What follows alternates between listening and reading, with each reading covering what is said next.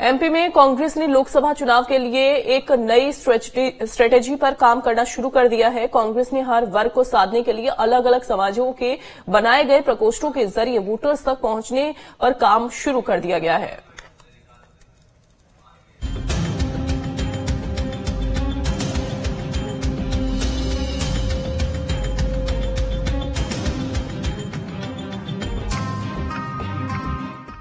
मध्य प्रदेश में कांग्रेस अपनी नैया पार लगाने के लिए छोटे छोटे वर्गों का सहारा लेने जा रही है।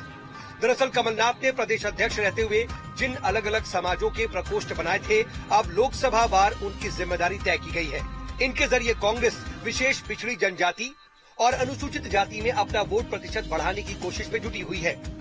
इन सभी के प्रकोष्ठों के प्रभारी नियुक्त किए गए हैं, जिनका काम हर लोकसभा क्षेत्र में सामाजिक संगठनों के साथ बैठक करने और घर घर तक मोदी सरकार की कथित वादा खिलाफी और पार्टी की न्याय गारंटी घोषणा पत्र पहुंचाने का होगा।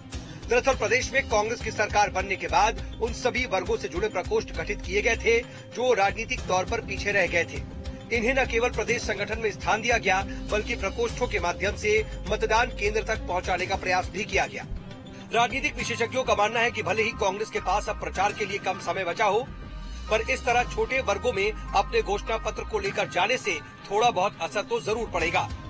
देखिए, ये रणनीति थोड़ी बहुत तो काम करेगी, क्योंकि इस समय अगर भारत में आप देखेंगे तो सांस्कृतिक राष्ट्र भाव थोड़ा सा प्रबल हुआ है, जो भाजपा की या मोदी जी की सबसे बड़ी ताकत है।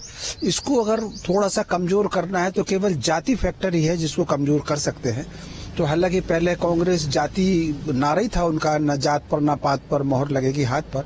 अब लेकिन वो चूंकि जाति पर, जातिगत जनगणना और जातिगत प्रकोष्ठ पर जोर दे रहे हैं, तो भारत में भले ही कितने ही प्रतिशत क्यों ना हो, थोड़ा बहुत जाति का भाव है, तो ऐसी स्थिति में इसका थोड़ा बहुत प्रभाव तो पड़ेगा। वहीं बीजेपी का इस पर कहना है कि कांग्रेस अब कुछ भी कर ले, जीतना उसके लिए बहुत मुश्किल है।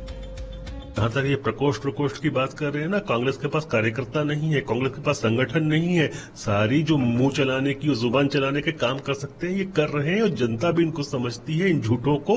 तो झूठों का जो अंजाम होता है वो इनका होना है। विधानसभा चुनाव 2023 में भले ही कांग्रेस को हार मिली हो, पर पार्टी एक बार फिर से इन प्रकोष्ठों के जरिए विभिन्न वर्गों तक पहुँचने का काम करेगी। ये प्रकोष्ठ छोटी छोटी सामाजिक बैठकें भी करेंगे। साथ ही उन क्षेत्रों में विशेष ध्यान दिया जाएगा जहां छोटे छोटे वर्गों के लोगों की संख्या ज्यादा है।